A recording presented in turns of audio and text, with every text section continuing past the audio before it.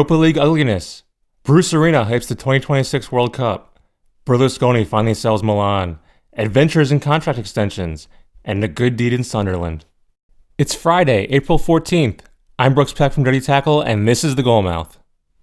In yesterday's big Europa League matches, Man United could only manage a 1-1 draw with Anderlecht in the first leg of their quarterfinal after the home side scored an 86th minute equalizer. After the match, Jose Mourinho once again bemoaned his team's inability to, quote, kill matches, highlighting his forward sloppiness in the final third. Elsewhere, the match between Lyon and Besiktas was delayed after battles between the fans spilled onto the pitch. Order was eventually restored, and the match began about 45 minutes after the originally scheduled kickoff time, with the two teams and their mascots forming a circle in the center of the pitch in a gesture of unity.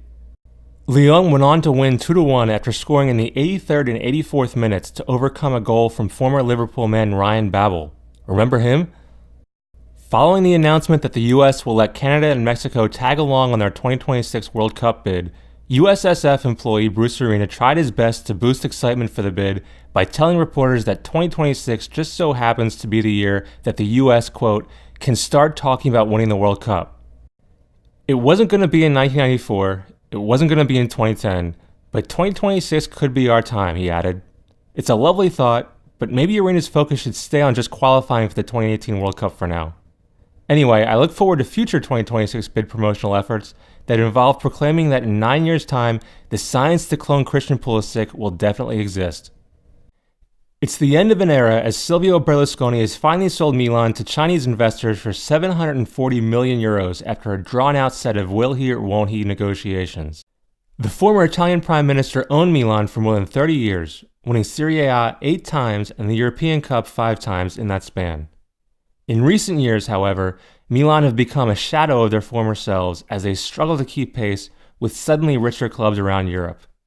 This transfer of power will reportedly include a major cash infusion for new signings, so it might not be long before Milan reclaim their place atop Italian football. As we head into the home stretch of the European season, clubs turn their attention to re-signing their most important players. Juventus managed to do that already by signing Champions League hero Paulo Dybala to an extension that runs through the 2021-22 season. But for Arsenal, the task is proving to be more difficult. They reportedly offered Alexis Sanchez £300,000 a week, which is £10,000 more than the Premier League's current highest paid player, Paul Pogba, and more than double what he's currently earning. But Sanchez has made no secret of his frustrations at the club this season, and there's no guarantee he'll take the offer, if it is in fact real, which seems like a rather big if, given Arsenal's history of penny pinching. Maybe the thinking is that Arsene Wenger won't be able to come back if seeing the offer made to Sanchez turns him to dust. And finally, Sunderland's first team trained with their under-8 squad ahead of their match against West Ham this weekend. It's always nice to help out a group of aspiring footballers, said Jimmy Dunn, age 7. That'll do it for today. You can find more info on all of the stories mentioned by subscribing to our email newsletter. The link is in the show notes. I've been Brooks Peck. Brooks Peck will be with you on Monday. What a great guy he is.